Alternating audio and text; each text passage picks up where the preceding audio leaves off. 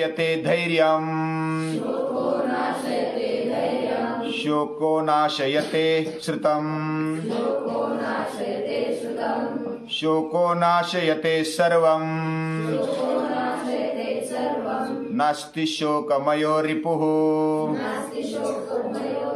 नास्ति शोकमयो रिपुः।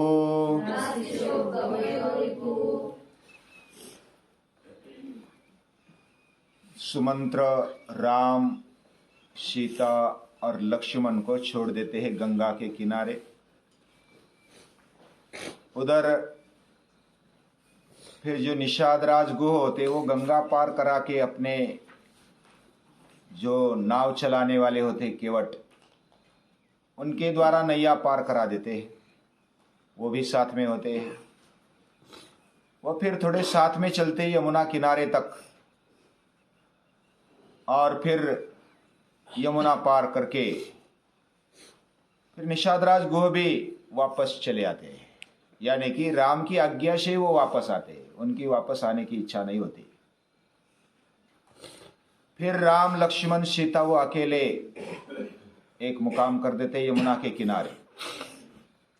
उधर से फिर भरद्वाज ऋषि के आश्रम में, फिर प्रयागराज में उधर जो ऋषि मुनि होते उनके साथ बैठते हैं। ऋषि मुनि उनका आतिथ्य सत्कार करते हुए उनमें संवाद होता है।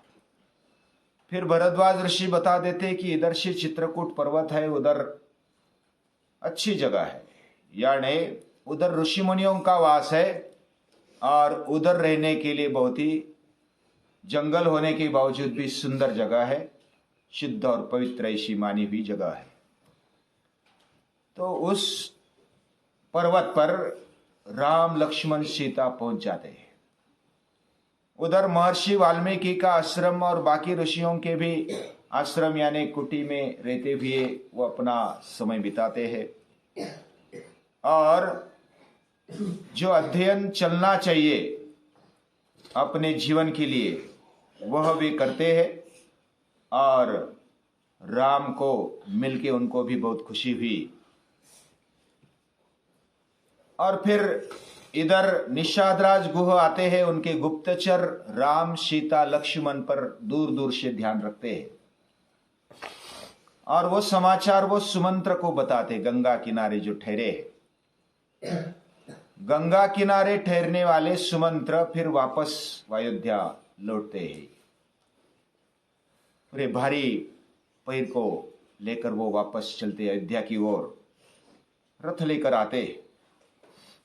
आने के बाद जब वो अयोध्या में प्रवेश करते हैं तो उनको बहुत ही सुनसान निशब्द ऐसी अयोध्या लगने लगती है। कोई भी आवाज नहीं, कोई भी शब्द नहीं। शोक में डूबी हुई नगरी। वह फिर जल्दी जल्दी अपने रथ को, घोड़ों को दौड़ाते हैं कि क्या हुआ है। ऐसा तो नहीं हुआ कि शोकमग्न होकर पूरी अयोध्या भस्म हो गई, ऐसे उनके मन में शंका आती है। फिर जब रथ देखते सुमंत्र का तो बाकी नागरिक वह आते हैं बाहर और देखते हैं तो सुमंत्र अकेले आए हैं। उनको पूछते हैं कि राम किधर है। बोलते कि राम को मैं गंगा किनारे छोड़कर वापस चला आया, उनकी आज्ञा से ही चला आया। और वो फिर रथ को लेते लेते महल तक, राजा दशरथ और जो राजमहल था वहां पर ले आते हैं। सभी प्रजाजन पूछते हैं और पूछते हुए राम के विरह में शोक व्यक्त करते हैं।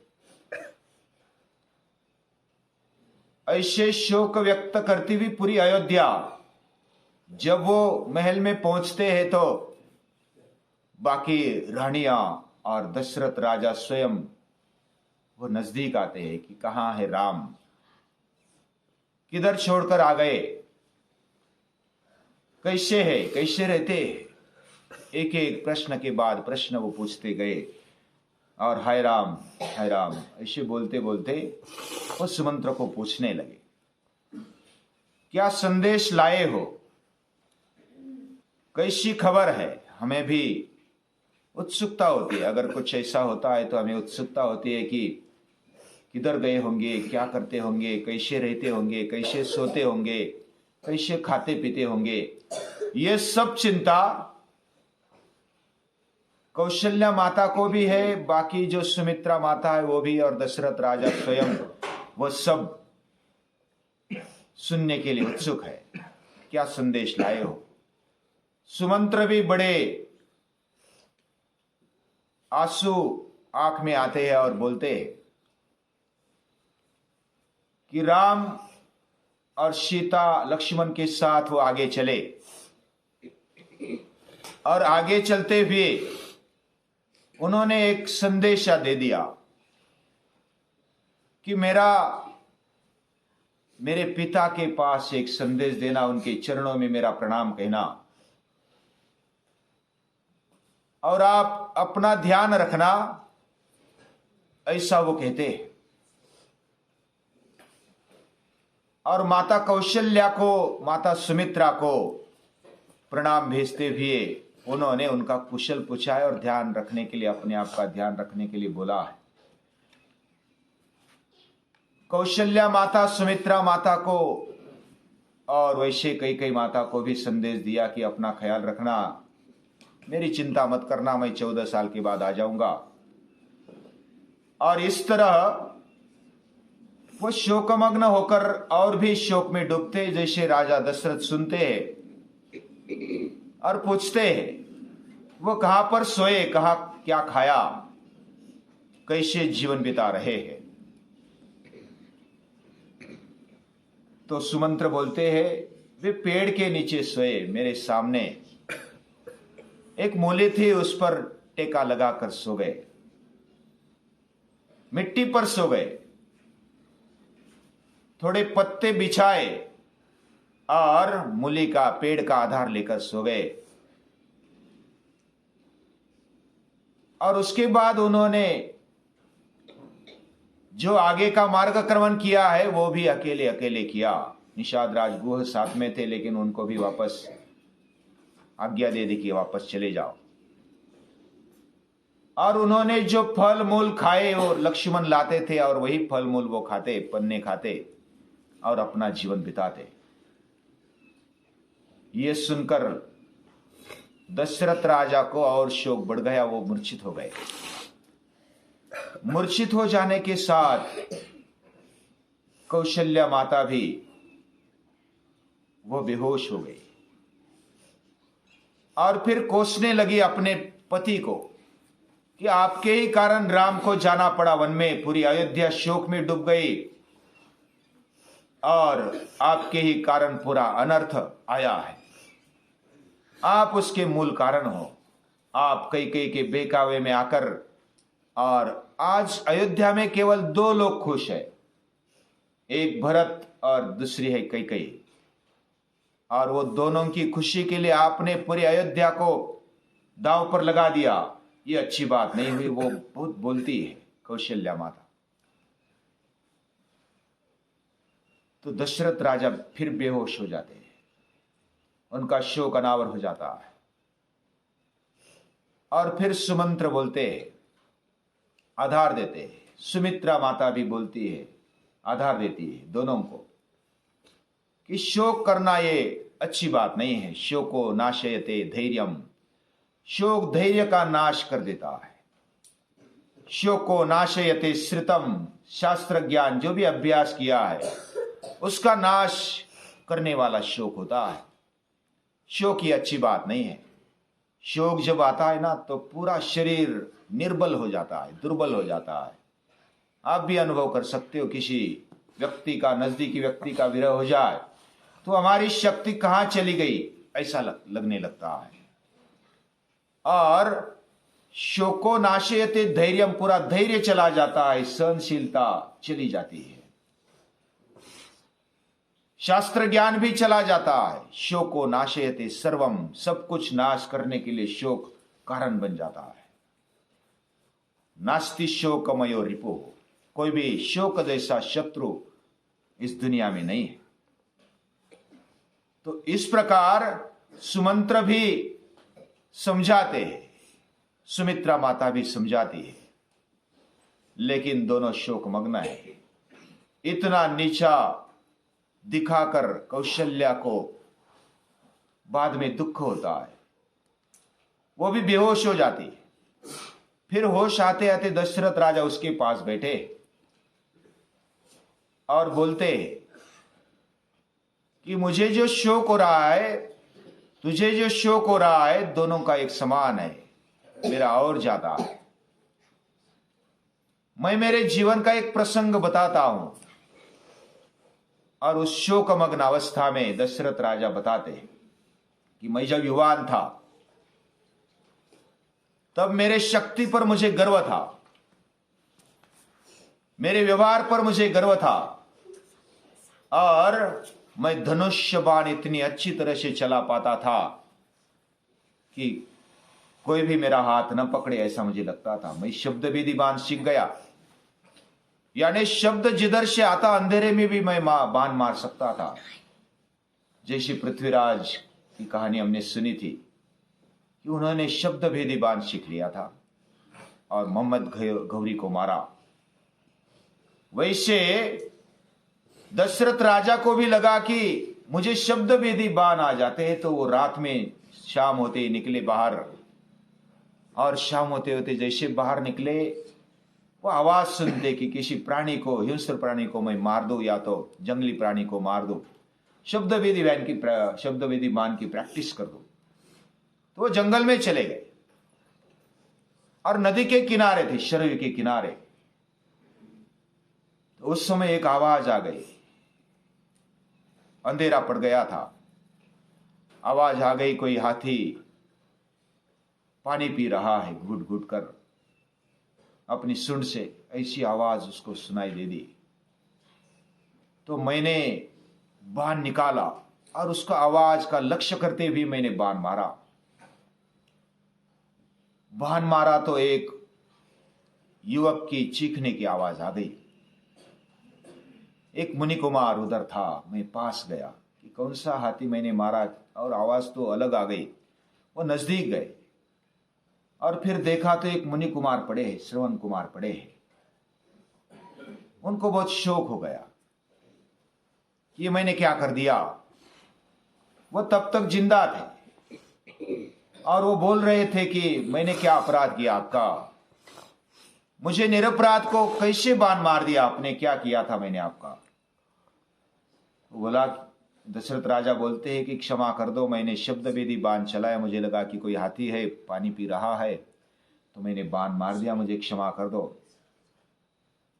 अभी तो मेरे प्राण जा रहे हैं, लेकिन मेरी एक बात सुनो कि मेरे माता पिता जो अंधे हैं, जो नजदीकी आश्रम में बैठे और वो प्यासे हैं, भूखे हैं, उनके लिए अन्न नहीं है, पानी भी नहीं, वो पानी लाने के लिए मैं इधर आ गया था। और वो घड़ा भरते भरते ये बाण आपने मारा और मैं अभी इस अवस्था में हूं। लेकिन एक काम करना, मैं तो अभी इतनी वेदना हो रही कि मैं अभी जी नहीं सकता हूं, सीने पे बाण लगा है, तो मेरे माता पिता को जो प्यासे हैं, भूखे हैं, उनको पानी पिलाना, उनका पुत्र बनकर रहना, उनका संभाल करना। और ऐसा बोलते बोलते मुनि कुमार के प्राण उड़ जाते हैं। फिर दशरथ राजा भारी पांव से मैंने क्या गलती कर दी, मैंने क्या पाप कर दिया, ऐसा बाहर लेकर वो चले जाते आश्रम में। उधर वो दोनों बूढ़े माता पिता जब आहट सुनते पांव की तो बोलते हैं कि इतनी देरी क्यों लगा दी है मुनि कुमार, हे श्रवण, हम प्यासे हैं, क्या हमारी कुछ गलती हो गई इसलिए तो देरी से आ रहा है, लेकिन भूल जा हमारी गलती को और पास आ जा, हमें पानी पिला दे, बहुत प्यास लगी है, गला सूख गया है। तो ऐसा दोनों बोलते हैं। दशरथ राजा के मुख से कुछ शब्द नहीं निकल पा रहे थे, वो भी बहुत ही शोकमग्न हो गए कि क्या कर दिया मैंने। वो नजदीक आकर बोलते हैं कि मैं दशरथ राजा हूं, दशरथ राजकुमार हूं, और मेरे हाथ से पाप हो गया। मैंने आपके बेटे को, आपके पुत्र को शब्द वेदी बाण से मार दिया। मेरे से बहुत बड़ा पाप हो गया, मुझे हो सके तो क्षमा कर देना और ये पानी पियो।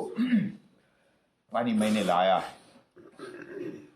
इस शोक की अवस्था में उन्होंने भी पानी नहीं पिया। वो बोलते हैं कि तू बड़ा प्रामाणिक है, प्रामाणिकता से इधर आ गया। हम मुनिवृत्ति से रहते, हम वैश्य फिर भी मुनिवृत्ति से रह रहे हैं और हम शाप भी दे सकते हैं और आपको भस्म भी कर सकते। आप अगर इधर नहीं आते तो वहां के वहां आपके मस्तक के टुकड़े हो जाते, लेकिन आप इधर आ गए तो हमारे मन में भी तेरे लिए दया आई है। लेकिन हम जिस शोक से अपने पुत्र के बिना हम नहीं रह सकते, हमारा जीना मुश्किल है। हम तो अभी इस जीवन को छोड़कर जाएंगे, हम पानी भी नहीं पिएंगे। पुत्र के बिना कैसे हम जी सकते हैं? हम तो अंधे हैं, कहां जाएंगे? लेकिन जिस पुत्र शोक से हम मर रहे हैं, आप भी पुत्र शोक से यही अवस्था को प्राप्त होंगे। तो ये दुख भरी आवाज, शब्द उनके कान में पड़े तो उनको बहुत ही शोक हो गया। और ये बताते हैं, कौन? दशरथ राजा बताते अपनी पत्नी को, कौशल्या को, और वो भी इतने शोकमग्न हो जाते हैं और सांस फूल गई, सांस लेने लगे, बहुत बड़ी बड़ी लंबी सांस लेने लगे और बोलते कि मेरे भी प्राण अभी उड़ जा रहे हैं। मैं भी इस शोक से, पुत्र विरह से मैं शोकमग्न हो गया। मुझे कुछ धैर्य नहीं रहा, मुझे कुछ अभी शास्त्र याद नहीं आ रहे, मेरा सब कुछ लूट गया, क्या करूं? ऐसा बोलते बोलते, राम राम बोलते बोलते उनने अपने प्राण छोड़ दिए।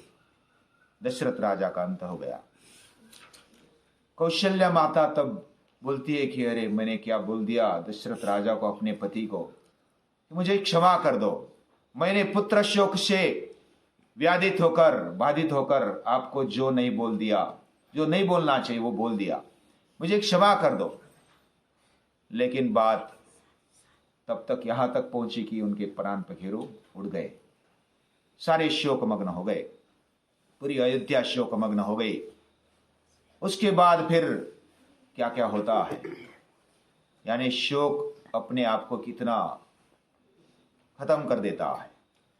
और दशरथ राजा जैसे सत्यनिष्ठ, बहुत ही धर्मप्रिय, ऐसे राजा का भी जो भी पाप किया था उसका अंजाम मिलते रहता है। वो प्राण को छोड़ देते हैं और बाकी सब शोकमग्न हो जाते हैं। आगे भी अयोध्या में क्या क्या होता है वो बाद में देखेंगे। आज के लिए इतना ही।